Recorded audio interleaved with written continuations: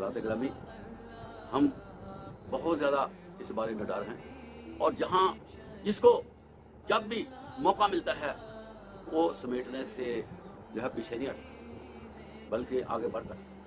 محترم حضرات، اب سمیٹنے کی بڑی بڑی چین بن چکی ہے اور سوسائٹی میں ایسا آٹو سسٹم ڈیولپ کر دیا گیا ہے کہ سرمایہ بھی ختم، کسی کو پتہ ہی نہیں کیا ہوا، کیسے آیا کیسے ختم ہوا۔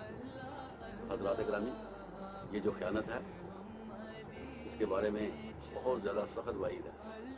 کوئی بندہ خیانت سے نہیں بچ سکتا، خیانت کی سزا سے نہیں بچ سکتا، اگرچہ وہ 7 وقت کا نمازی بھی ہوا، اپنی خیانت کو بھگتنا پڑے گا۔